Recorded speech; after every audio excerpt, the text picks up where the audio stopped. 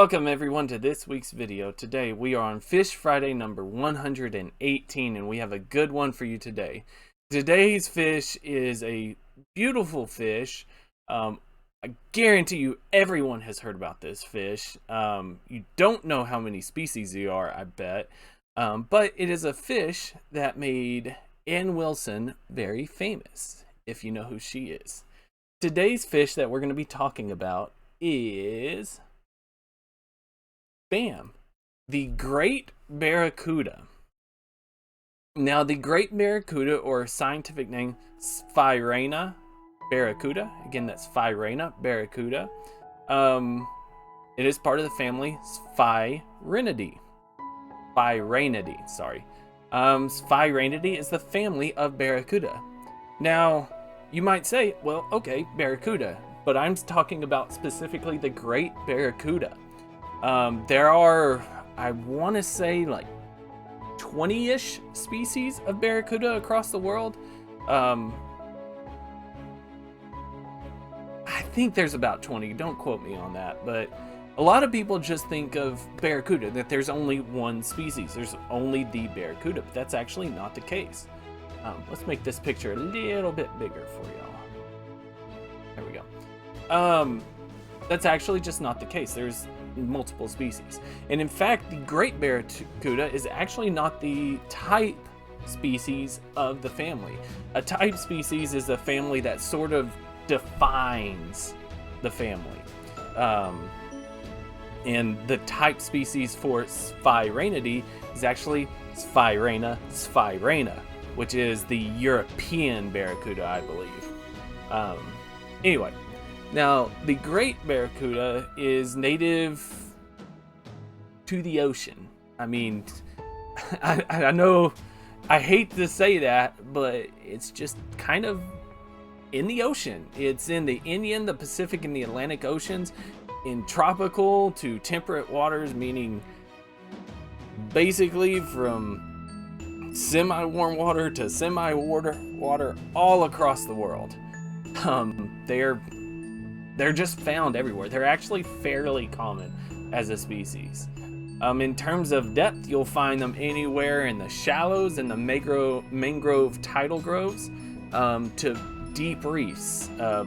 Now, they do have a lower limit of about 350 feet, which is about 110 meters. Yeah, about 110 meters, I believe. That's still pretty deep. But they really like hanging off on those deep reefs, on the edges of the reefs. Think of Finding Nemo. That would actually be the perfect habitat. You know, in the movie when the Barracuda kills Coral, which was Marlin's wife. Sorry, I had to think of the dad's name. He killed, when he did that, that is exactly where a Barracuda would hang out.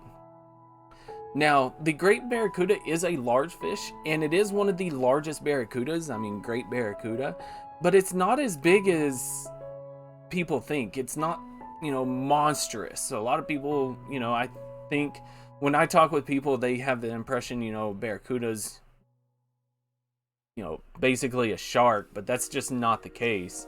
It's still big, but adults kind of average around 60 to 100 centimeters, which is 24 to 39 inches.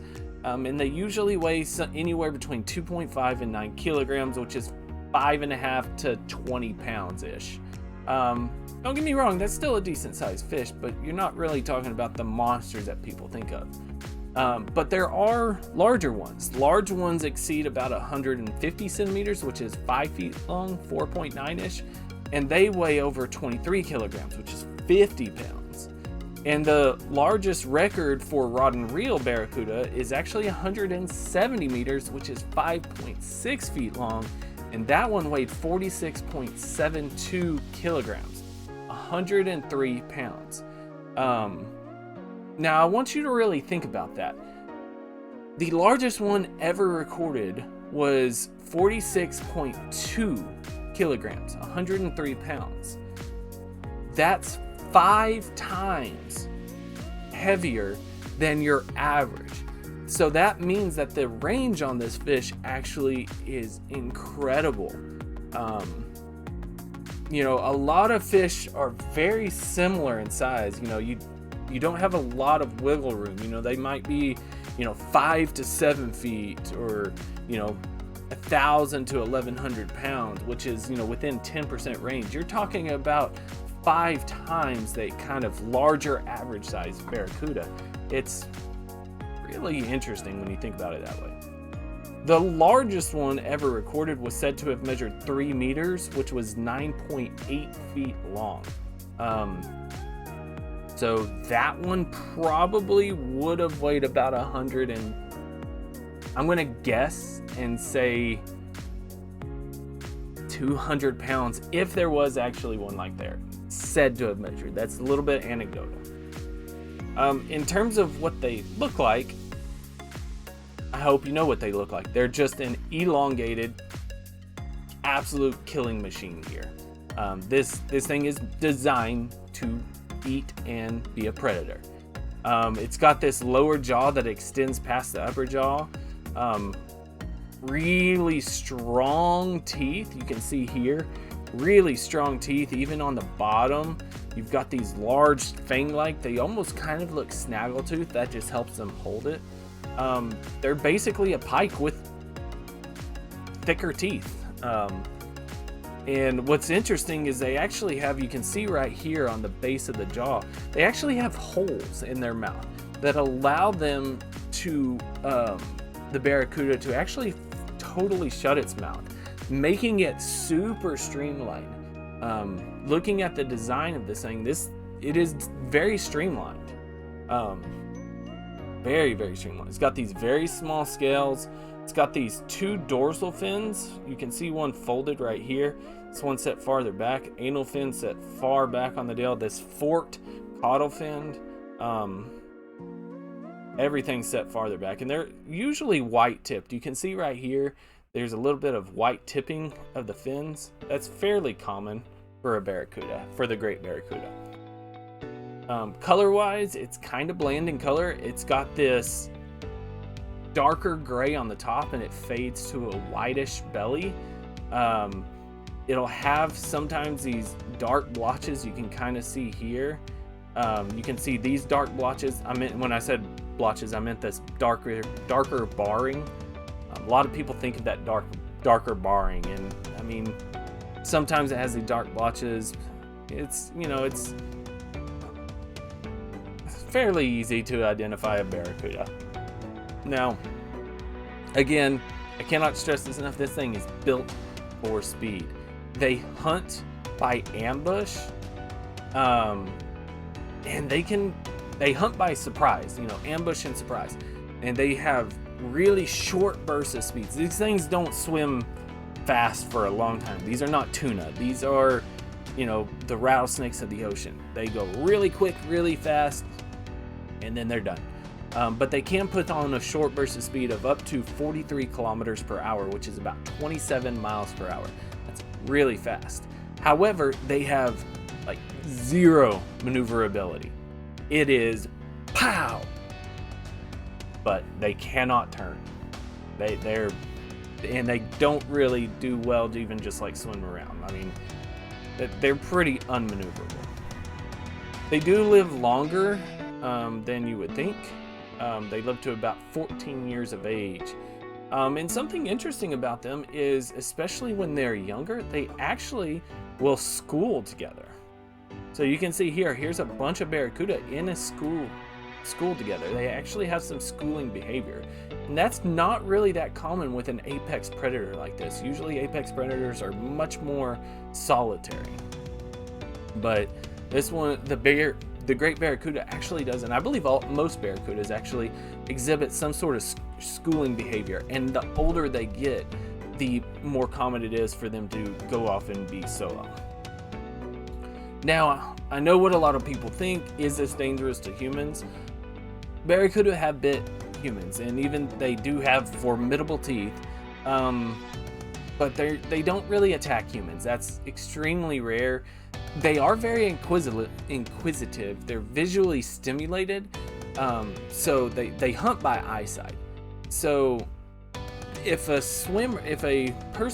human is swimming through the water, they follow the snorkelers and the divers, just because they're like, hey, I see something, what is it? And they're just kind of following, being like, hey, I'm gonna follow you, just checking you out.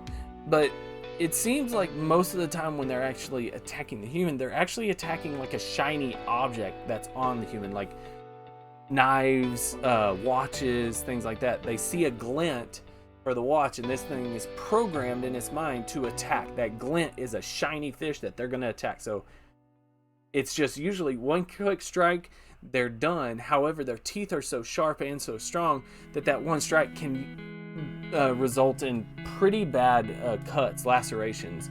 It can be pretty serious sometimes, but it's not because they're actually actively attacking humans.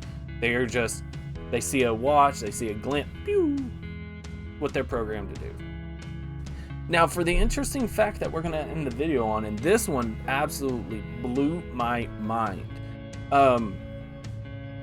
Great barracudas have been observed, and this is backed by a couple of different scientific studies.